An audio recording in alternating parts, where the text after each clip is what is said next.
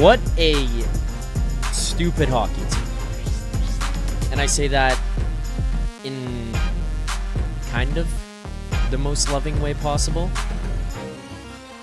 I love this team. I love the Leafs.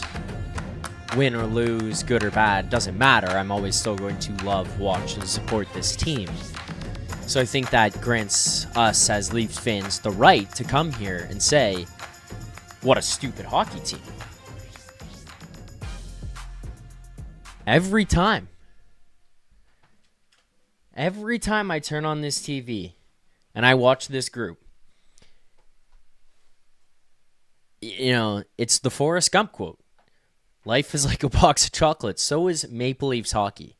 You never know what you're going to get. You turn on the TV, you never know what you're going to get. My girlfriend is new to the Leafs and betting, I guess. There's a lot of times where she'll say, do you think this is going to happen? You never really know. It's a predictions game. You're guessing. But when you watch the Leafs, you truly never really know. You have no idea on any given night how things will go. Look, we're going to get into everything that happened here tonight. But if it was not for that last 20 minutes, we would have been having a very, very different show. So we'll break down the entire body of work here tonight. How things took place, how things transpired, changed, the end result, what is and what isn't frustrating about this group, and why a night like tonight makes me, as someone who watches this, and I'm sure makes everybody else who's watching this, who's in the Leafs Nation After Dark chat right now, who watches these guys on a regular basis, also want to pull their hair out. That's Leafs hockey, and that's what drives us nuts about these guys. So we'll break it all down here tonight. We'll get into our best bet, our play of the game, our grade of the game. I've also posted the link to call into the show here tonight. If anybody does want to call in and give their thoughts, just give a general update on where they're at on the season, the team, what we saw just transpire here tonight, all of it.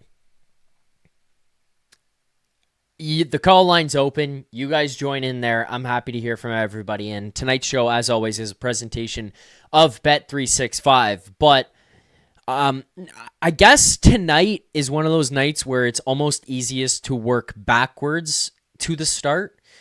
I don't know. I'll be transparent here. Where as we go throughout the course of the show, this one I feel like is kind of going to go everywhere. And we're going to bounce all over the place and what happened. But I do think starting at the end is the right place to kind of begin tonight's show. I think one of the main reasons why a lot of people cannot give up on this group or do not want to give up on this group right now is because of what we just saw in the third period. And to me, that is one of the main reasons myself why I am not willing to say they suck, it's over, and why when somebody like Michael, who comes here to the postgame show every single game and says, I told you so, I knew it all along, this team is missing the playoffs, this team is a wild card team, push back and say, I don't think so. Because they can do what they did for the first 40 minutes. And they look like one of the worst teams to ever skate on the ice and ever put on gear. And I can't deny that. Like, I cannot sit here and in good conscience say, no, they don't. That 40 minutes, like the first little bit was good. I thought that they had some speed, some physicality. And then after like 3 minutes into the game, they just said, nah, not anymore. Then that next 35 minutes until the start of the third period was some of the worst hockey I've ever seen these guys play. And that even dates back. Like, I'm talking about when I'm watching these guys try to tank to get Auston Matthews. Like, that hockey we watched there for that period of time was arguably worse than the hockey we saw when they were trying to finish last place in the NHL. And then the reason I hold on to this hope with these guys is because what they do in that third period is where you know that they can get to. And that's the type of team that took them to Game 7 against the Florida Panthers in round 2. Yeah, they got their shit kicked in, and it was one of the most embarrassing losses I've ever seen in my life, but they got there. They got to that point. They didn't make it easy on the Florida Panthers. And then I look at it, and it's like, I was reading online people being like, well, oh yeah, they had an offensive outburst and that's what did it. Okay, yes, there was an offensive outburst. But the last 40 compared to the last 20, compared to the first 40, that's two different hockey teams. That's not just a hockey team that had some offensive luck and offensive success. That's a hockey team who came out and played an entirely different style. That third period was your stars driving play. It was your stars driving the intensity and saying, let's get on my back, let's push, let's make things happen, let's get into the offensive zone. I watched that penalty killing shift by Auston Matthews late in the third period where he's breaking up plays. He's stopping guys at the blue line. He's stopping guys from entering the zone. They're getting pucks out. He's blocking shots. And I'm just going, where was that guy for 40 minutes? And where is that guy every night? Because you don't have to be the guy who's going to score a goal every single night. I don't think people expect him to score 82 times or in 82 games this year. Like, it just doesn't make sense. That's not realistic in today's NHL. But if you don't have that game, you can bring the defensive game. You can bring energy and effort. And if you notice what happens in that third period, him and Nylander step up and start doing stuff like that, picking off passes, forcing guys into the wall, to the perimeter at the blue line, making it tough in transition, turning pucks over like that. And all of a sudden, the rest of the team gets energy, gets life, gets legs under them. The building gets energy and life and legs under them. Like, as soon as those guys start doing that, the rest of the group says, hey, let's go here. We've got this. Those guys are doing it. The horses are rolling. Let's follow the horses. Let's get on their back. So it's them driving with some intensity, some effort, attention to detail, defensive play.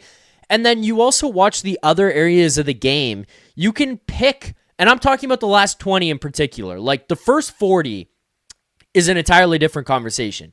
And people who are going to watch this right now and say, well, that's not the case. Like, did you not see what they did in the first 40? No. I know. I'm talking about the last 20 and why it's so infuriating to watch this group.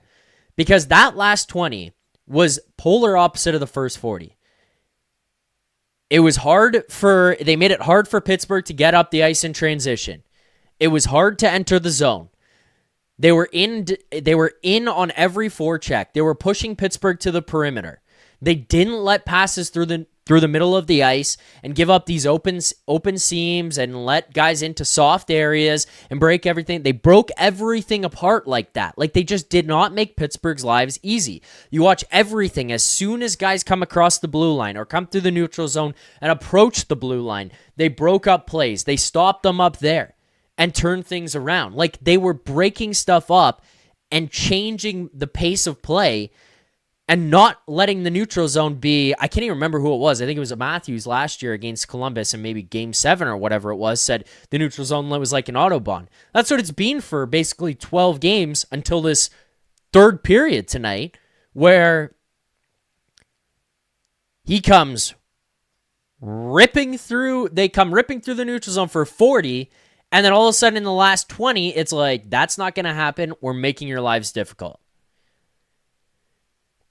That wasn't just luck that took place in the third period. That's why it's infuriating to watch that group and the contrast of the first 40 versus the last 20. That was two different styles of play. That was two different levels of engagement, two different levels of effort that we saw.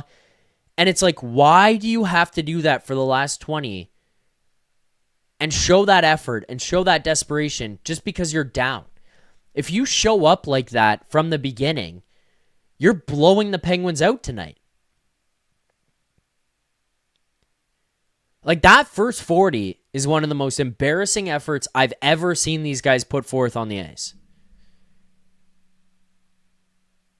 They were weak with their sticks. There was no attention to detail. You watch Pittsburgh get up the ice in transition. You watch them get into the offensive zone. You watch how easy it is for them to pick apart the Leafs. How often are teams capitalizing on chances off the rush against the Leafs? They are terrible off the rush. And you saw in the first 40, Pittsburgh just annihilating them with that. Even if it wasn't them capitalizing on opportunities, it was creating chance after chance after chance. The Leafs looked like they were drowning and looking for any type of lifeline just to get them out of the situation, and they couldn't find it. Like, there was nothing they could do to get themselves any sort of hope at that point. And they come out for the third period, and it's like, well, they show some type of give a fuck, and all of a sudden it turns in their favor. What's the most frustrating with these guys, and what's most frustrating about watching this group, is just they have that in them. They just choose whether or not to do it. You can't choose whether or not to do it. Like, teams that are going to go far, they just do it. They do it every single night. They do it every time they step on the ice. And sometimes, maybe it's just not as good, but they still have that culture, that DNA, that identity built into them. Watch every scrum in the third period. Leafs are involved. Leafs are on top of the goalkeeper. They're in tight on the crease. They're winning puck battles. When it comes back into their own zone and they're in front of their own net, pushing guys out. You saw Philippe Myers pushing out Sidney Crosby and saying, hey, no, get out of here. Obviously, it looked like he kind of apologized, but pushing him away and saying, stop. You see these guys engaging in these battles, and you just wonder to yourself, why couldn't you have done that for 40 minutes before this? Why does it have to be down 3-0? Why does it have to be crickets in the arena watching the most bullshit performance you've ever seen for 40 minutes? Why don't you just show up to start? And the big boys said, get on my back, let's ride. And they took over this game tonight. That third period was a clinic. Winning battles, driving with intensity, having some type of give a fuck. Unreal. I can't. It's just the contrast from the first 40 to the last 20 is unbelievable. Again, people want to call into the show, give their thoughts. The link is pinned to the top of the chat there. The call-in link is sent. You guys can click on that. You call into the show, give your thoughts. I want to hear from you guys. I want to know what you guys think, how you feel about this one, all of it. So we'll get to questions, comments, concerns, everything as the show continues on here tonight. Another guy who sort of deserves credit for a comeback in this one and turning his game around, but also deserves some heavy criticism for how his game started. Brandon Carlo was struggling for the first 40. Like, I watched that, and we've talked about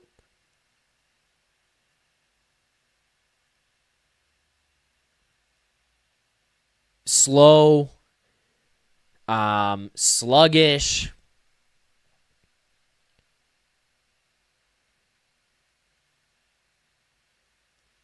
Brandon Carlo could not have embodied that more than anybody on the ice for the Maple Leafs tonight.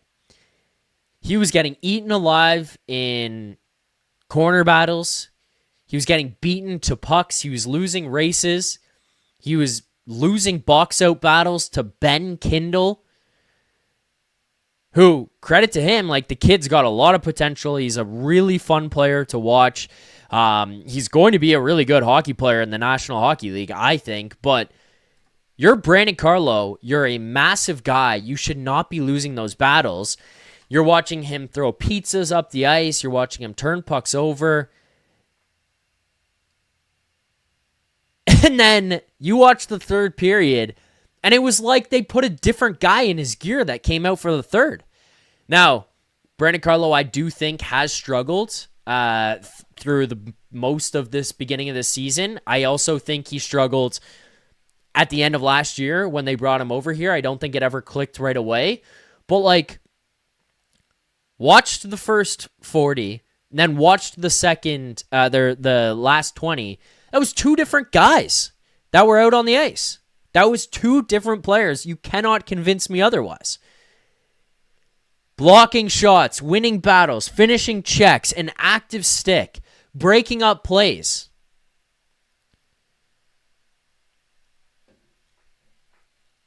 Again, the first 40 could not move the puck well, could not break things out, could not make a pass to save his life. And then third period, simplify the game. Play physical. Get pucks out. This is not an original thought. I've seen people tweet this out. I've seen people in the chat talking about whatever the hell must have taken place in the room. I would pay so much money to find out what was said in that room and by who in between the second and the third. Because watching the level of focus and determination on these guys' faces and how they played and approached the game in that third period versus the Scrabble face that you saw in the first 40, it was a different game that was being played.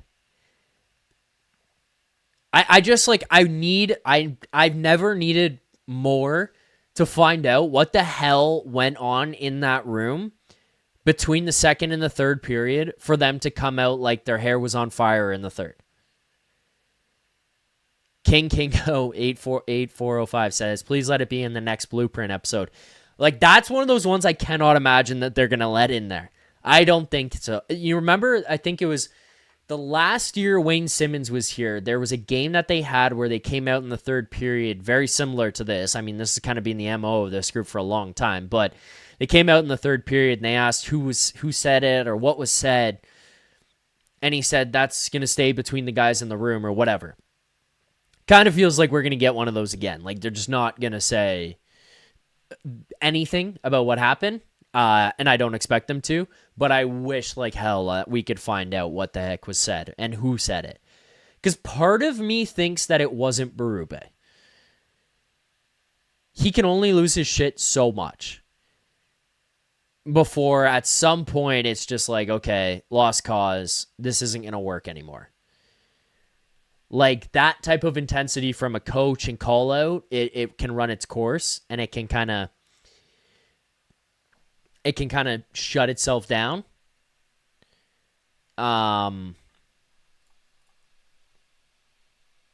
That one, I don't know. That was an intense turnaround from these guys that we witnessed. All right, let's see. I see some people saying that they can't find a way to join this Zoom call, so I'm going to see if I can get this set for people. So sending the link back into the chat here, and you guys can let me know if this works. I'll pin it to the top, replace pin message. There you go. See if that one works. Hold on, maybe I have to exit this out. Try this again. Okay. Sorry, as I work through just redoing this Zoom link and seeing if we can get some callers here tonight, because what a turnaround that we just witnessed from this group. And I feel like it's not just me who's feeling like we just witnessed a completely different game. It's you guys as well. So I want to make sure that you guys can get your thoughts on this game. All right, we'll see. Link is there. Okay. It did work. Let's welcome to the show here our first caller of the night. No stranger to the Leafs Nation 401 YouTube channel. No stranger to calling in to the postgame show. Let's welcome Maxentius Decimus. Max, how's it going? Pretty good. How you doing? Well, I'm doing a lot better than I would have been doing if that third period didn't happen the way that it did, Max. Man, I'm just happy that the Leafs look like they're starting to find some sort of identity. Like Robertson is doing something. Like the players are starting to act like they want to care about doing something. Okay, so yes and no. Yes, that third period for sure looked like that. Yes, Saturday night looked like that. The game against Columbus did not. The first 40 of tonight did not. And I don't know, Max. I think I've spoken to you enough to know, but it feels like that's what's infuriating to Leafs fans. And that's what the issue has been with these guys year in and year out. And I mean, looking back to last year in the playoffs, like, again, that's kind of the MO, right? Game 5 against Florida, the worst game I've ever seen them play in the playoffs. Game 6, playing like their lives were on the line, and they win that one and send it to 7. Game 7, worst game I've seen them play, like, topped Game 5. It's just like, how do you do this? How do you turn it on and turn it off like that? Why do you turn it on and turn it off like that, for that matter? I could sit here and be negative and, go down that path. I agree. But I think that there are things that we have to look at about with this team that is pretty positive, like Matthew Nyes and Cowan and Robertson actually doing something like that creates a stir, like Robertson actually doing something for once. Yeah, well, I mean, okay, so let's talk about this then. Nick Robertson is a guy that you've looked at and said, okay, or a lot of people looked at and said it doesn't work here. And then there's a lot of people on the other side who said he needs to stay. Now, I saw an argument going on in the chat earlier where Gord was saying Robertson needs to be here. You put him in the top 6 and all of a sudden it works. My pushback would be it didn't work for 40 minutes, and then in the third period it finally worked. So what the hell is going on? But what are your thoughts on Nick Robertson and the effort we're seeing of this guy? Is this who he is? Is he here to show up right now? Is he here to play, or is this just a flash in the pan for him? I hope that he can actually do this properly. I really do. I love Robertson. He's a great guy. He's a heart and soul. He works every shift out there. I wish he could just do it, Like I really wish he could just do it. He'd be like a nice to me, like a nice player. Like he just like has the heart and soul. Just do like it. Like a nice. Yeah, just like like that meme, like just do it. Like yes, do yes. it. Yeah, fair. Okay, I don't necessarily think he's like a nice. I think it's taken him a long time to get here. I kind of see what you're saying, and he's a guy that myself, Rosie, and Alberga have all kind of given the flowers to for the effort perspective and the fact that he brings it every single night. But it's not always that the execution's not always there for me, and I think that's part of the problem, because it's like if you're not producing, what is it that you're doing? And that's why I feel like he's a good piece that fits into the bottom 6. But look, he's getting his opportunity here. He did get bumped down from that first line. He did end up playing on the second line to close out this game. It was McMahon, Tavares, and Robertson, and again, contributing. It's him in front of the net. He wins that stick battle. He crashes into the front. He gets his nose dirty into the slot area. And then it's him who creates a rebound and a second chance opportunity that Bobby McMahon ends up scoring off of. So I'll give you the credit there. Max, last thing I'll ask you here, and then I want to see if there's anybody else who wants to keep calling in. I want to take calls from people here for as long as you go. But what would you say their identity is? And do you think they're any closer to finding it? Because I feel like that's kind of been the problem that we've had right now where, and like I just keep thinking back to that conversation with Frankie Corrado where he brought up like the identity they're struggling to find. It's not like they just like got away from their identity. They can't figure out what it is at times. That third period to me is what they should be. They were tough to play against in terms of Not necessarily like they're beat you up and make you hurt and that kind of stuff. But, you try to get through the neutral zone, it's not easy. You try to get to the middle of the ice, it's not easy. And then you have these skilled offensive players that can move their feet, get up the ice, and create offense. But do they want to do that at all times? I don't know. Like, where do you see them going? Do you think that this is kind of just them starting to figure it out? Or is this just, again, much like the Nick Robertson question, a flash in the pan here, where it's like, hey, we could do this, but man, maybe not all the time. I think Nick Robertson might have a chance to just do something proper. I think this team, though, is like a flash in the wind.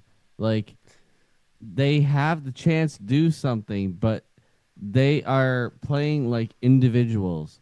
Like, Michelli turns over the puck more than anybody else other than Bouchard, okay? Bouchard turns over the puck more than anybody else.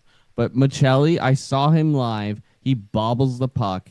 He is so infuriating to watch. I want him off this team more than anybody else in this fucking world. Well, you got your wish. He didn't play tonight. That's all good. He didn't play tonight. You got your wish. Yeah. I think that if they keep this up and don't expect Bobby McMahon to be a top 6 player, they can do something. Bobby McMahon is a third liner. He's not a top 6 player. Stop expecting him to be a top 6 player. He's not going to play next to Matthews. Stop it. Anyways, all right. That's all I got. Okay. All right, Max. Thank you for calling in here tonight. I appreciate it. You enjoy the rest of your night and look forward to seeing you in the chat there. Thank you. Have a great night. There you go. There's Maxentius Decimus. If anyone else wants to call into the show here, again, the link is pinned in the top of the chat. You guys click on that link. You can call in. I know our guy Alex A is always keen to call in and give his thoughts if he wants to call in. If anyone else is kicking around out there right now and does also want to participate in tonight's show, you're more than welcome. Look, that game is very frustrating because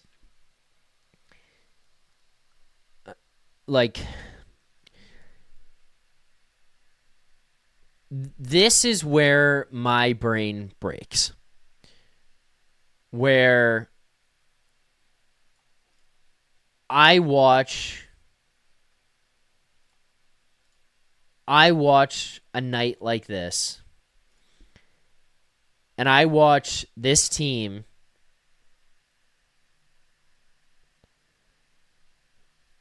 where it looks like they're the worst hockey team in the world. And everyone wants to call them slow and sluggish and old. And then they do what they did in the third period. And it's like, you could just do that every night. You could just do that for 60 minutes. To me, it's this lack of focus that we seem to run into with them, where they don't start on time, they don't have intensity right away. That I don't understand. All right, it looks like we got another caller here that's on the line, so let's welcome here yet again Alex A. Alex, how's it going here tonight, brother? I'm doing pretty good, Zach. How are you doing?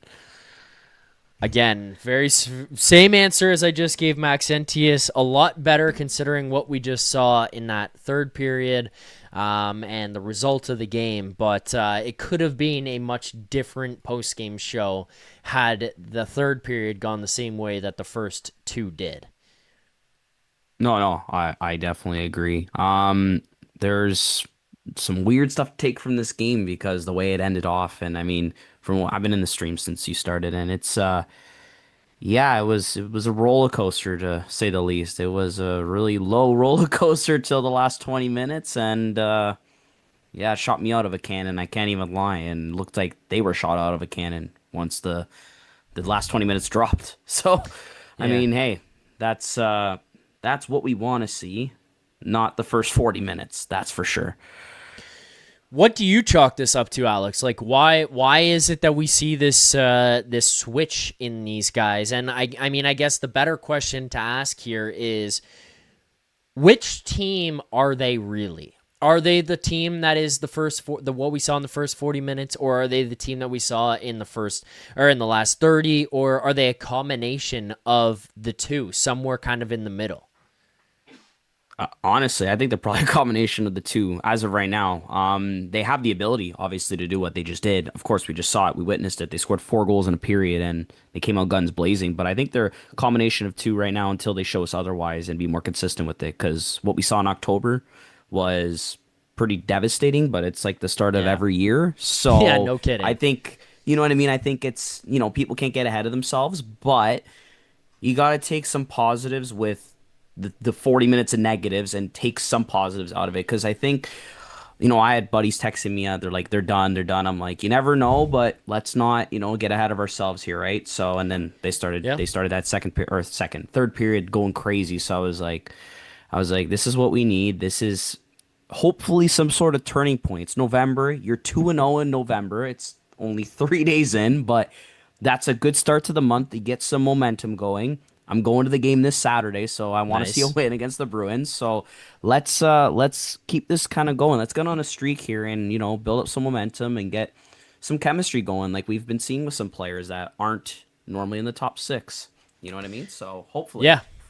Yeah. And I mean, like, look, again, that third period, you know who else I noticed out there? Dakota Joshua, Nick Waugh, moving their feet, buying in. Like, you see the way that they take part in the game when all of a sudden it's Matthews and Nylander driving that. They become more noticeable. Like, they're feeding off the energy those guys are bringing.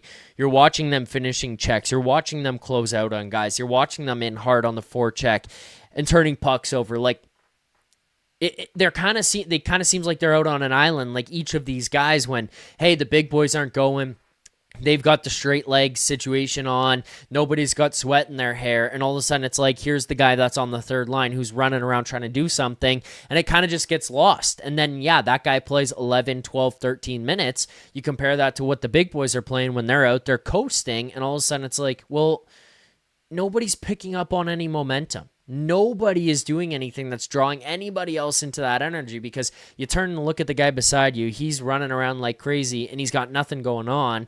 And it's like, well, now what? Like, there's nothing happening here.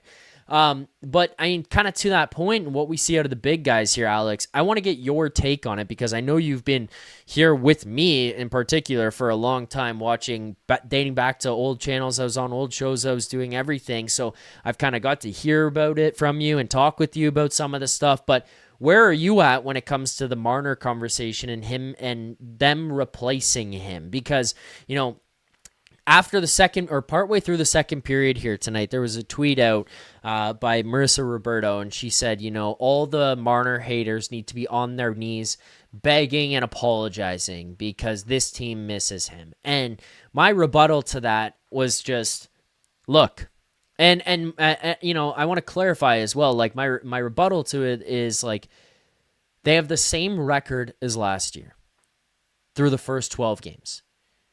I don't know exactly what it was through 13 last year. I'll be honest about that. But they were 6-5-1 through 12 last year. They're 6-5-1 through 12 this year. You win this one here tonight, so now you're at 7-5-1. And your power play succeeds the same.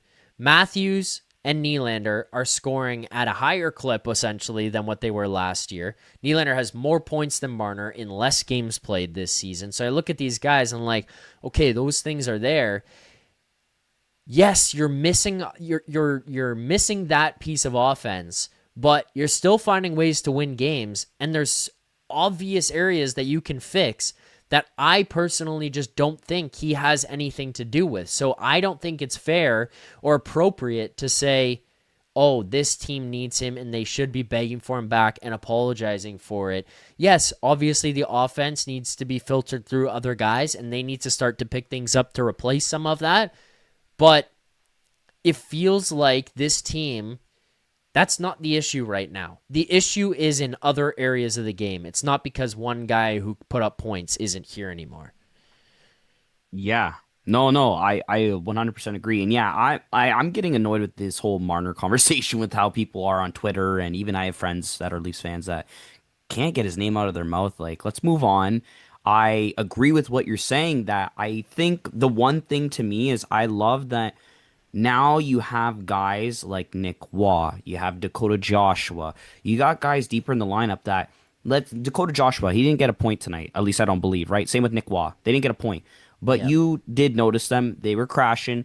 I think they had a pretty decent contribution to the third period to get some momentum going to help those guys. Dakota Of course, Joshua 6 hits tonight, by the way. yeah, exactly. Like, dude, you're noticing like that's got to get the boys fired up on the bench, and that gets the arena going. You know what I'm saying? Like, he was crushing guys. He was crushing Yeah. guys, and like, you know, obviously Dakota Joshua's not Mitch Marner. Okay, like that's not what I'm saying. But you have Mitch Marner making $12 million.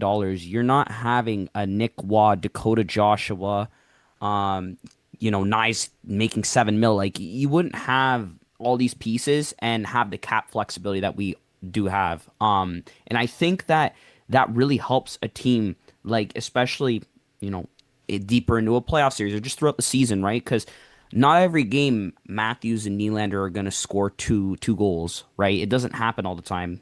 I mean, should happen most games, but not every game, right? Yeah. So you need guys like that to chip in, and those like you were saying, those 6 hits by Joshua, I noticed him. Like I said, he didn't get a point, but you noticed him. He made a difference. He did his role. He contributed to his role, and there's nothing wrong with that. And like, I know people that literally sit there and complain about Dakota Joshua. Well, he's not going to score you 90 points. Like, well, like I don't know what you're expecting from the guy. Like, I really, people just want everybody to be a superstar, and that's just not realistic, especially in a cap compliant league. You're not getting 3 lines that are dropping like 60, 70 points, So yeah, I completely agree with you on that though, for sure. Like, I think it's just a matter of, these guys all gelling. Like you were talking about with Maxentius Decimus about Nick Robertson. One thing to say before I say anything else about him, my buddy did play hockey with Nick Robertson. Like he's friends with Nick Robertson. So if anyone wants to say bias, I get it. But I've always been a big fan of his because of his effort and all that. Yes, he's not been consistent for sure, and I can agree on that. But what he's done recently is a very positive sight to see. I think this is the best he's ever looked. Now, doesn't mean he's going to continue that for the whole season or anything, right? But I'm saying if this is something that he can be more consistent on, right?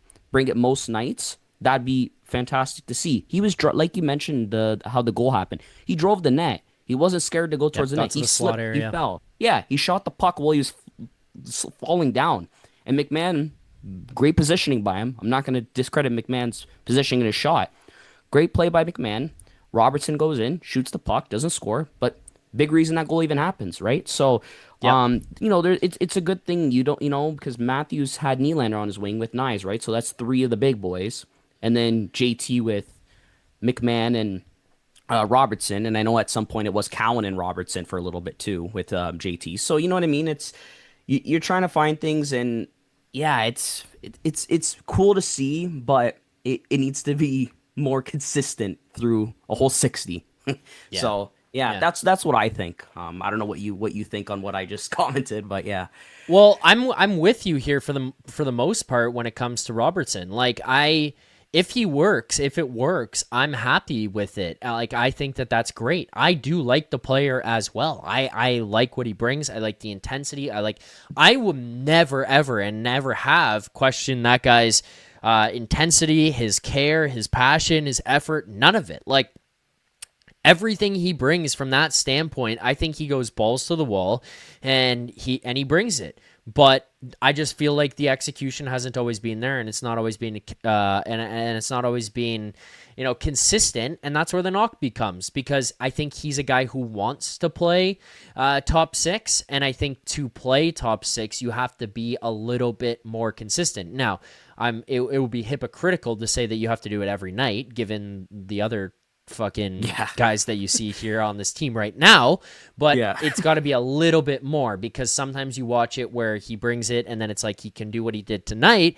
and contribute on that Bobby McMahon goal and make plays like that, and then there's some nights where it's just not there at all and it's not connecting and he's just another guy on the ice. And again, like, it's not to discredit him. I also agree with you. I really like the player, but If he can't be a consistent piece, then he fits more in the bottom 6, and he's made it clear he doesn't want to be there. So, like, I can understand that and respect that from his perspective, but I think also you can look at it and kind of mutually agree and be happy for each other and be like, hey, if this doesn't work, this doesn't work. I hope it works because he's also a cheap piece that comes here and works well for your team and has been here since the beginning. I just don't see him as having the same ceiling as what a lot of other people I feel like have put him out to be, and potentially what he sees for himself. But I think if he accepts a slightly different role and and comes with a different approach to the game, then he can be a very impactful player here, Alex. One other thing that I just wanted to note here on, and I see it in the chat, it was brought up. I'll try to find it quickly. Comment Royale. And this is where the conversation, by the way, like, this is what people need to realize. Like Michael, who continues to go off in the chat with this, and I just think that this is what's the thing that's wrong. He says, either we like Mitch or not, no one should doubt his 100-point contribution during the regular season. Objectively deciding to have zero replacement for a 100-point player is risky. And then the point here that I agree with more, and the counterpoint is, I can't blame Comment Royale says I can't blame Tree for not replacing him. There was no one available to replace him with. That's the point. Like, you're not just gonna go out and bring guys in here for the sake of bringing guys in. You went out and got some pieces that you think fulfill other areas of your team. Like, they didn't get Nick Waugh and Dakota Joshua to play first line right wing. They got Nick Waugh and Dakota Joshua to play in the bottom 6 because the bottom 6 needed to be better. So that's what they did. He tried to go and get Mikko Rantanen. The person that blocked it was number 16. He's gone. So I think Tree Living did try to make those changes, and where I kind of want to give Leafs fans some type of hope here is, who knows who the guy is who's going to be available now or that they can get, but I think they're trying still. Like, my frustration is when people are like, well, these guys thought this team would work. No. I don't think that they're done. I think that they're well aware they need another piece. They need another top 6. They just need to figure out who the guy is, where he is, and how you get him. And the thing that people are going to need to recognize with all this is it's not going to be another Mitch Marner. It's going to be someone different, and that's a good thing, because you had the Mitch Marner here and it didn't work. So you need another top 6 guy, but you need someone who's going to be different. So that's just my point on it. And I guess people are freaking out in the chat about it being brought up. But, like, look, it's not just me. You go online, and when they're losing 3-0 through 2 periods of game 13 of the regular season, people are crying that Mitch Marner isn't here anymore. So I'm just making comments on the conversation that's taking place out there right now. Alex, before I let you go, any other final thoughts on tonight's game or just this team as a whole? I actually have a quick question for you with what you just said. With the whole act was like, because you said you don't think the team's like complete, like what their envision is, right? Which I agree, 100% agree. Do you like, what kind of piece do you even think the Leafs could target? Like, as an example piece, like, what do you think? Like a Blake Coleman, which is like what Nick Alberga has mentioned a couple times in the morning show. Like, what kind of piece do you think, like, for a top 6 that like Tree Living might try and target that's realistic to get with the kind of assets we might be able to offer? Because obviously we don't have a first round pick this year, and you know what I mean? So, like, do you have any, like, sort of just kind of like an idea? I'm just curious. So you don't have to go too in depth, just more of like what, you know, kind of player, like, you know what I mean? And maybe like rough cost, what you could think. Well, cost, I don't know, because cost is going to be dependent on the demand at the time. So, for example, like, look, this is where people are going to say you're an idiot. That's never happening, and I get this, but let me just preface by saying I'm saying this as an example and not as a piece I think that they actually get. Nazem Kadri, for example, is going to be really, really expensive.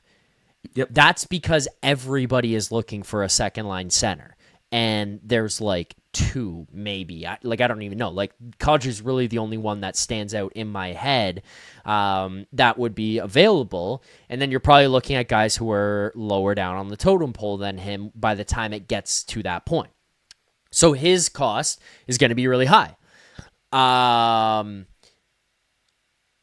I would look at, like, an Alex Tuck, who I think fits in really nicely into here. Now, how do you fit in the cap? You have to make some things work because I think he's coming in around like 7-8 mil, right? I don't know what it is Buffalo would want back, but the difference with that is that you probably don't really need retention from Buffalo.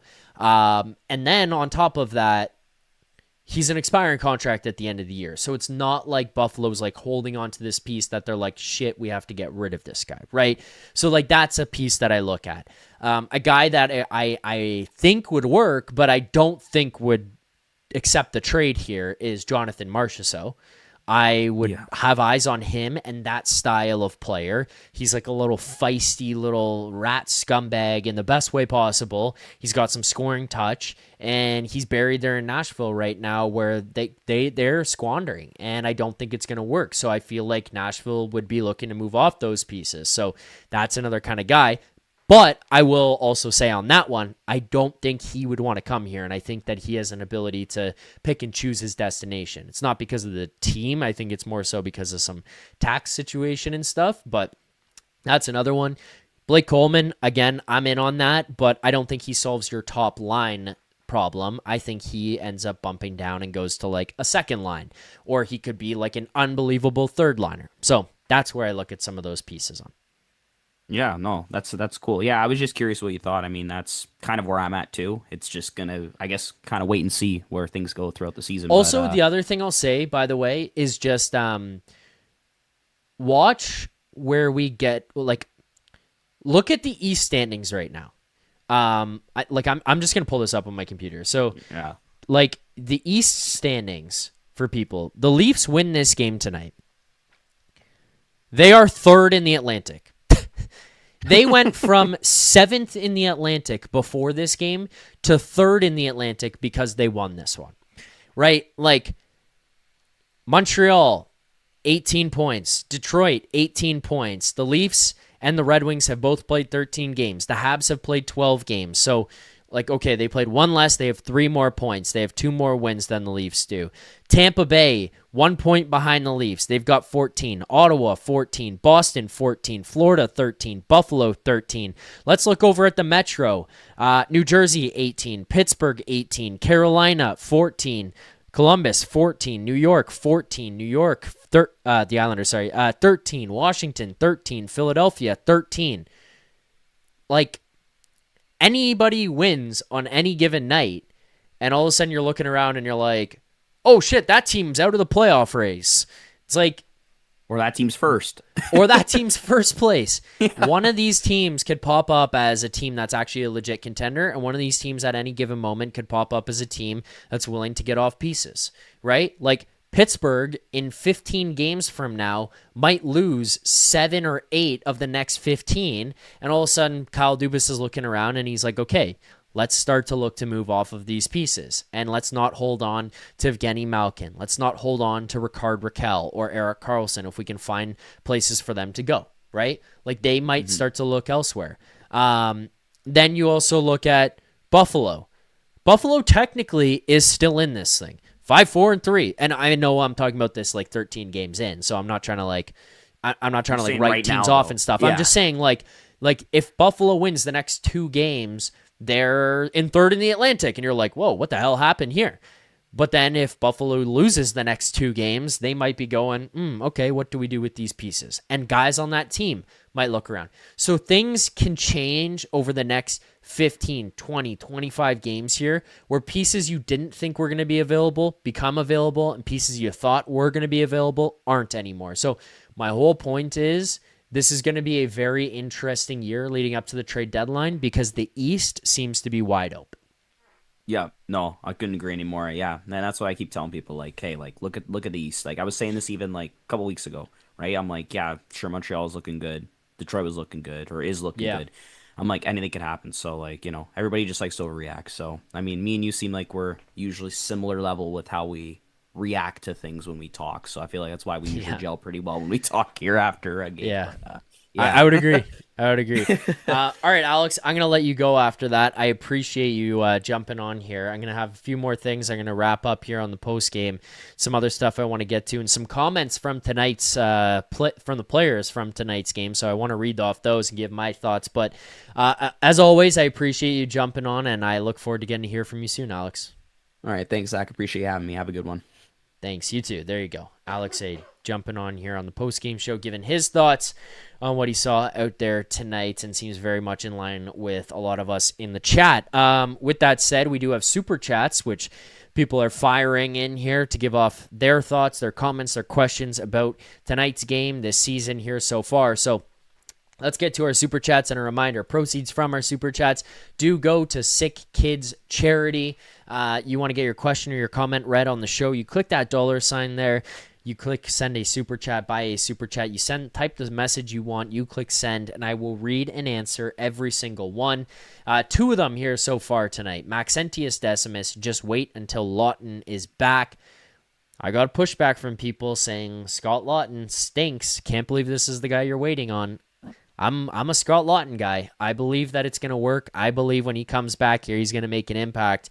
And I think he kind of shapes out the bottom 6 even better. You know, you saw that intensity. Like, let's base off of what we just saw out of the third period. You saw that intensity in the third period. You saw the approach to the game. You saw the style and the brand of hockey. Scott Lawton brings that. Scrumming, net front battles, finishing checks, hard on the back check, never give up on a play. Scott Lawton does that. And if he does that and is a guy who can contribute in your bottom 6 and is a guy who can bring offensive production, I think he's going to be a guy who makes an impact. Maxentius Decimus, Oilers so lucky to play in the worst division, LOL. Well, that is one thing with the West, not specific to the Oilers, but just the West in general. Like, very quickly here, you know which teams are and are not going to have anything to do with the postseason. Like, I think Calgary, see you later. San Jose is fun, but, I mean, realistically, they're not making the playoffs. St. Louis, Minnesota, done for me. Or St. Louis and Nashville for sure, done, in my opinion. Minnesota, maybe they find something. I don't have the most hope, but you look at the top teams, Colorado, Winnipeg, Dallas is in 4th right now. I think they still jump Utah, but I think Utah makes it. You look over on the other side, Vegas, LA took a step back. Calgary's not very good. San Jose is still growing. Seattle, I don't think, is the greatest team, and I think is going to take steps back here. And then it's just like Vegas and Edmonton and Anaheim, who's in the lead in the division. So things can change very quickly. I do want to kind of get through some of the stuff that was brought up in the postgame in terms of them asking players about tonight. So let's head on over to Mark Masters' Twitter, who is tweeting out quotes from tonight's game. So Mark Masters on William Nylander. William Nylander on the first 40 minutes tonight. It's unacceptable. Yeah, there's nothing more to say. What was missing? Just our compete level was not there. Losing every battle, losing every puck, so that's what it comes down to. I mean, this is an honest response. I appreciate Nylander for just saying how it is, because that's what we all saw. Like, that's what's frustrating to me. Again, I don't think we can just deem them a bad team because they're not competing. This is a team that if they don't compete, they're slow. But when they show up and they give it everything they've got, like the third period, they don't look outmatched at all. Now, mind you, sure, let's take it with a grain of salt. Maybe by the third period, Pittsburgh is tired and they're old and it's falling off for them. Maybe that's part of it. But the Leafs out-hustled, outworked, out-battled the Penguins in the third period, and they scored 4 straight goals and won 4-3. That first 2 periods was pathetic. They got their wheels beaten off. They lost every battle. They looked uninterested in being there. And that, what Nylander says, is exactly what we all saw. So, I mean, I'm glad that he kind of just came out and said what we thought, what we saw, what happened. Like, I appreciate that. Other quotes here from tonight. We'll continue to go through these things because I think some of them are great. Just from the perspective of like, I'm glad that they said it. Mark Masters here, another one from him on Auston Matthews. Auston Matthews on how Leafs turn things around. Just energy, passion, emotion. The first 2 periods wasn't pretty. Proud of the way we fought back, but obviously you don't want to put yourself in that position to begin with, so that's something we want to clean up right away. And then also follows it up with, it was great to come back at 2 points and have a great third period. I think the focus should be more on the first 2 periods and why we lacked all those things that got us down in the game in the first place. It's something we'll figure out. I will say, I am glad that from Matthews and Nylander, there has been such an acknowledgement of the first 2 periods. I think in years past, we've seen these guys, the team as a whole, just brush off stuff. Play terrible, get their shit pumped, just have a pathetic outing, and it's like, oh, it just didn't work. Oh, it just didn't go our way. They acknowledged it here. I mean, at worst case Ontario, they acknowledged it. What else do we got? Stolar's here comments. So it seems like this was Craig Berube who stepped up and said something. Stolar's on Craig Berube during second intermission said a few things. You guys can use your imagination for that. And everyone else kind of echoed it. We're big boys. We've been around long enough. We knew that's not our game. So there's some confirmation. It seems like that one was Craig Berube. What else we got? This is the one that I like a lot. So Masters asks Stolarz about Auston Matthews in the third period, and that penalty kill in particular, because I thought that one was unreal. He's blocking shots, he's snapping draws back, just getting his stick in lanes and disrupting plays. For him just to be out there and make plays and lead by example is just huge for us. That is the point that I've been trying to make here with this guy, where if he drives and he goes, these guys can get on his back. And you watch him through the first 10 games, I'll really say. It was up and down. Or even 11 games. Game 12 against the Flyers there, he seemed to be going. Alberga came on last night, talked about it on the postgame. The day after postgame, but regardless, postgame, talking about that guy responded. He had a response. He had some pushback. He had some get up and go in his game. And all of a sudden, you're watching a team that looks a little bit different. Well, through the first 40 minutes of this game here tonight, he looked out to lunch. Again, love the player, love everything he does, but for 40 minutes, he looked out to lunch. He just did. In the last 20, he gets his ass in gear. He's moving his feet. He wins battles. He blocks shots. He is winning puck battle. He's winning faceoffs. Engaged. And then all of a sudden you see the team engaged. You see the team follow suit. If he does that, if Nylander does that, these guys buy in. You watch your captain, a guy who scored 69 goals in a season, go out there and block shots like that. It just changes the vibe, changes the energy, brings guys in with you. Whether you think that that's reasonable or not, it does. We did hit 50 likes here on the postgame show right now, so if everybody who hasn't hit the like button yet hits the like button, we can continue to get that thing up over 100. We do have over 200 people watching here tonight, so like the stream, subscribe to the channel, all that good stuff. Right back here tomorrow morning, Leafs Morning Take at 11 a.m. Eastern Time. Thank you for liking and watching the postgame show right here with myself. You're the Smelling Salts.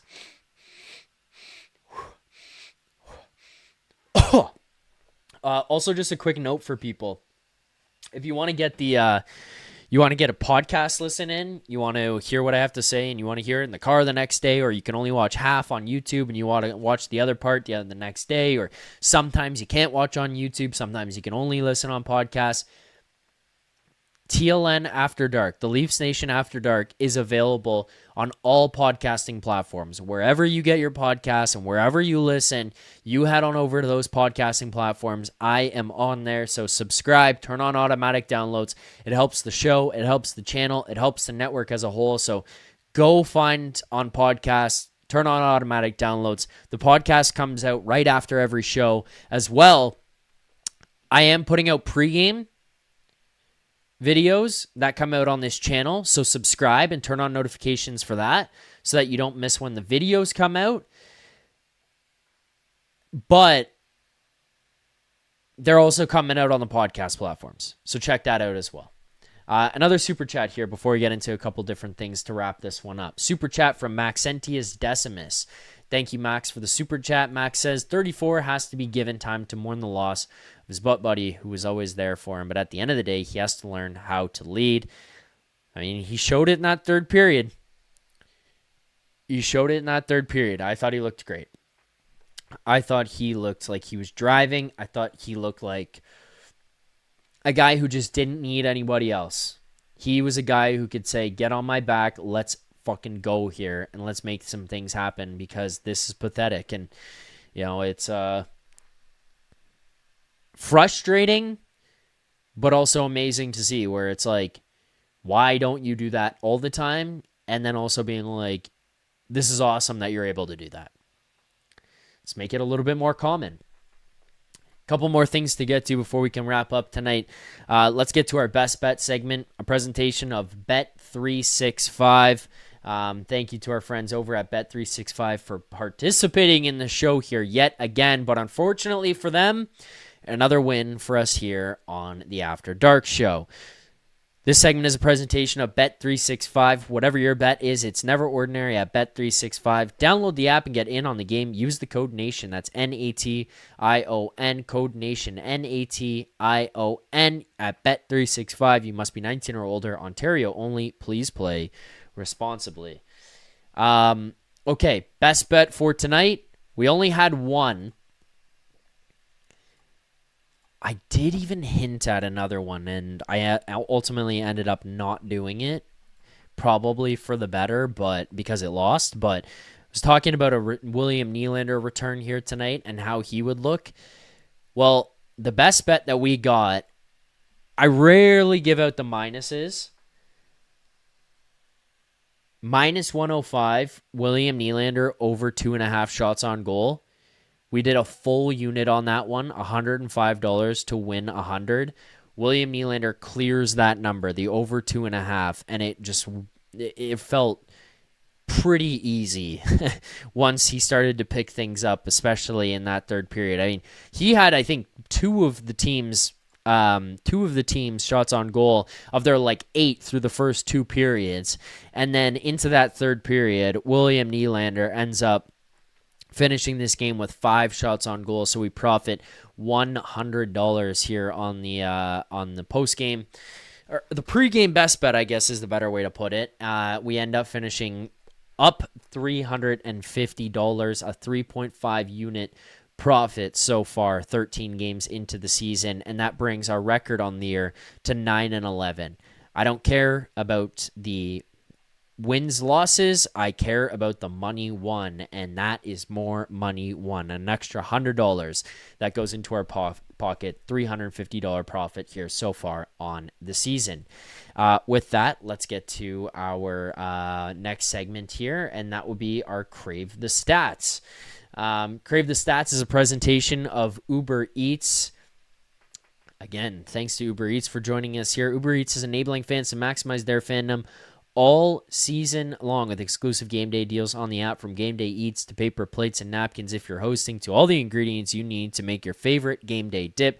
Every time the Leafs are playing at home, you can get these exclusive deals in Toronto only on Uber Eats. Firehouse Subs, the BOGO Brisket Hat Trick, Kibo Sushi, the BOGO California Roll, Shelby Shawarma, BOGO Traditional Wrap, BOGO Buy One, Get One before, during, and after the game. Uber Eats is assisting every fan's hockey experience all season long. Let's go on here to the box score and just run through the players that stood out to me. Some of these ones are just easy ones. Low-hanging fruit is still nutritious. William Nylander, 2 goals, 1 assist. He's a +2 on the night, finished with 5 shots on goal. He did have a penalty there, which, by the way, I thought was one of the softest penalties ever. I mean, the Leafs had actually finally just started getting momentum at that point in the period. They had a chance. Matthews off the rush, shot. You're getting the puck back. Nylander's on the wall. Connor Dewar, skates backwards over Nylander's stick effectively as he's trying to get the puck out or puck from Dewar's feet there where it's beside him, and Dewar falls over. I thought that one was kind of a weak call. Regardless, gets through it. Finishes the night 2 goals, 1 assist, 3 points. The guy shows up for 20 minutes, finishes with 2 goals and an assist. And you're one of the best, you're one of the leaders in the league in points. You've missed a bunch of games here now. Imagine if this guy just showed up every night. That's what makes me want to pull my hair out every time. Matthew Knies here tonight, 1 assist, +3 on the night, 4 hits for him. Dakota Joshua, he had 1 shot on goal. No goals, no assists, but he does finish with 6 hits, which I think is what a lot of people are looking for right now. Quick check-in on Easton Cowan's time on ice, 10:42 he finishes with. Did drop down there, especially in the third period when you're down in the game. I thought he looked pretty good tonight, but pretty good is relative. I mean, I thought he looked fine. He didn't look as bad as the other guys on the ice, is what I will say. Where you're looking at Matthews and Nylander being, well, what the hell are you doing? Easton Cowan did not fit in that category. Making a push in the third period, trying to tie the game up, and then winning the game ultimately. Easton Cowan's not going to get that much ice time. Still getting opportunities, and I did like him jumping up there and starting on the line with JT and Nylander. It just didn't work out for everybody, obviously. And then as things shifted, Bobby McMann gets an opportunity on the second line, does score here tonight. Goes from being a guy who was almost out of the lineup to a guy who's scoring that 4th goal for the Leafs is unbelievable to get to this point for within the matter of 5 hours for Bobby McMann. Good on him for getting that one though. And then the other guy that I want to look at here is Nick Robertson. He finishes with an assist. He's a +1. He's got 3 shots on goal in this one. He was very noticeable in the third period. In the first 2, he did a couple of things. He had some flashes, but in that third period, I thought Nick Robertson was doing all the right things. He was attacking in the offensive zone. He was hard on forechecks. He was relentless on back checks. Look, man, you do that every night, you can stay in this top 6 easily. So we'll see. We'll see what he can bring. And, there's another super chat here that we got to get to, but this super chat comes in from Maxentius Decimus. And to that point, he says, oh, I lost it. Robertson, proved to us you are an NHL player. I think he meant NHL player. He did say an AHL player, but I think he meant NHL player.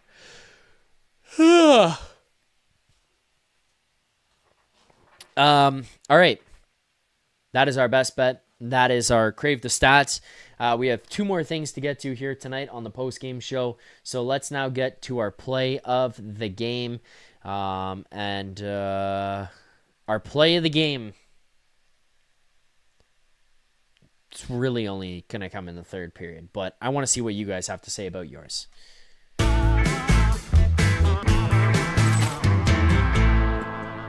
Play of the game for me.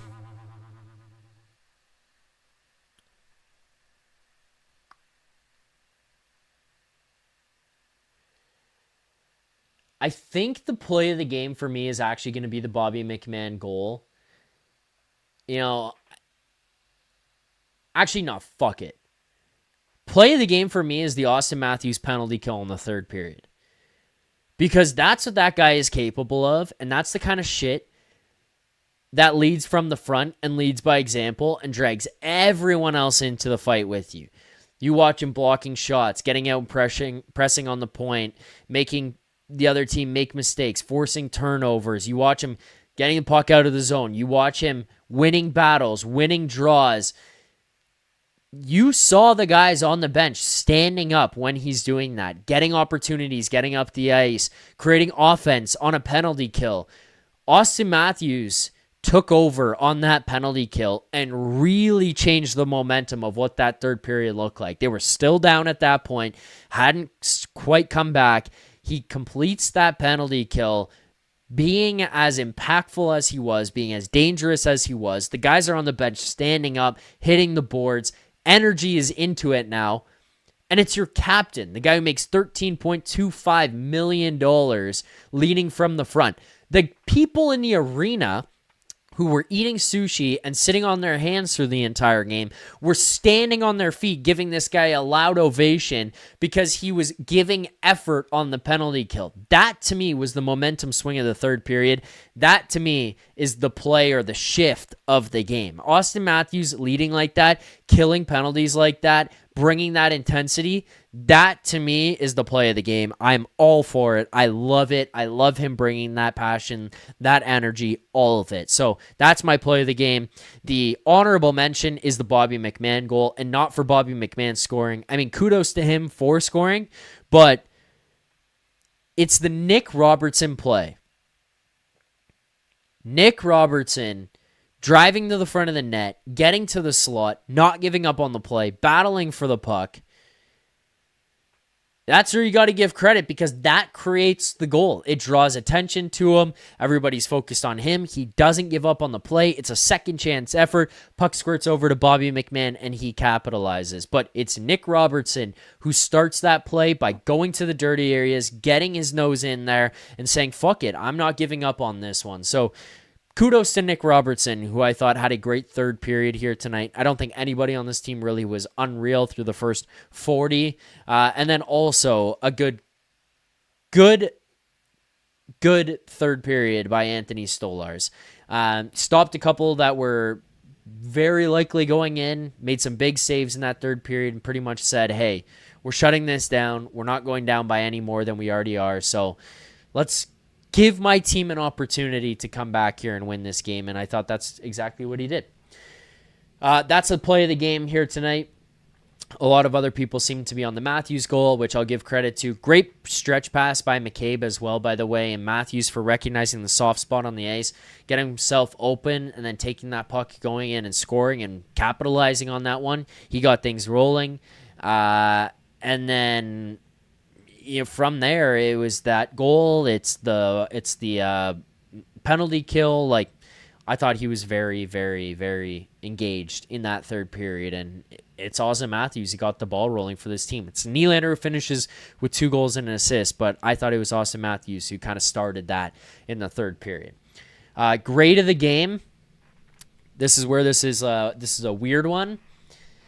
It's a C plus. You were really, really behind the 8 ball to start. Your power play in the first period was one of the most pathetic power plays I've ever seen in my entire life. Struggled to get into the offensive zone. Couldn't get anything set up. Couldn't keep the puck on their sticks. Couldn't maintain possession. That was one of the worst power plays ever. They're 2 for 3 on the penalty kill here tonight. The one, they were fine. Otherwise, the goal that was scored by Kindle where he gets the pass from Malkin, it's just frustrating to me because it's just exposing these big open gaps in your defensive setups.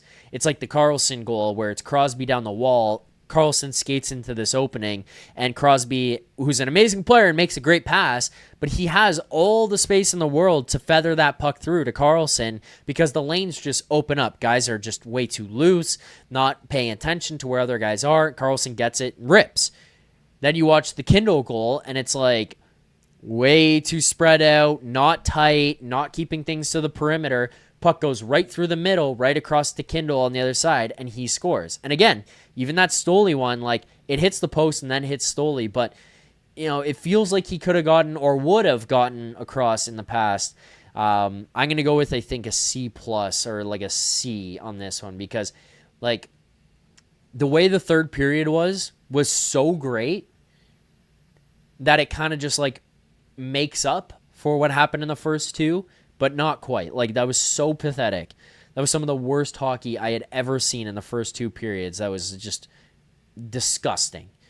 And then the third period, great. It wasn't just talent and skill that won them the third period. That was effort and committing to the system and committing to keeping pucks to the outside, making life difficult, not giving up the middle of the ice. Like, that third period was so good compared to what the first 2 were. It wasn't just skill and luck. It was like, hey, let's play the right way. Oh, we played the right way and we scored 4 straight goals and we won 4-3. What the fuck are we doing? But anyways, that is your post-game show here for Game 13 in the Leafs regular season, defeating the Pittsburgh Penguins 4-3, moving to 7-5-1 on the season. That's 6-2-1 at home so far this year. So decent home record, even though it's been boring, pathetic games for the most part. I mean, I guess tonight's not really boring. If you stayed the whole time, it's a pretty electric game, but not the best when you talk about process and how things go by the time you get to the playoffs and what you want to be doing in a game. So show up on time. Show up on time. That'll do it for tonight's postgame. Thank you for watching, liking, super chats, all of that. I will be back on Wednesday for another pregame video, as well as a Leafs Nation After Dark to break down the Leafs and Utah Mammoth game on Wednesday night, right here on this channel, Leafs Nation 401. A reminder, if you want to listen on podcasts, you can find us on the Leafs Nation After Dark on all podcasting platforms. The pregame videos go up on there as well, so you can listen to those, and you can find my game previews with my best bets and line breakdowns right here on this channel before every game. But that's all for me here tonight. Make sure to come back here tomorrow, 11 a.m. Eastern Time. Jay Rosehill, Nick Alberga, teeing up Wednesday's game, breaking down tonight's game, all of that and much more tomorrow morning. Thank you all for watching. See you guys on Wednesday. Till then, keep believing. For more content just like this, including game previews, post-game live shows, Leafs Morning Take Monday through Friday with Nick Alberga and Jay Rosehill with special guests, as well as instant reaction videos, make sure to be subscribed here to the Leafs Nation YouTube channel. Turn on notifications so you don't miss anything, and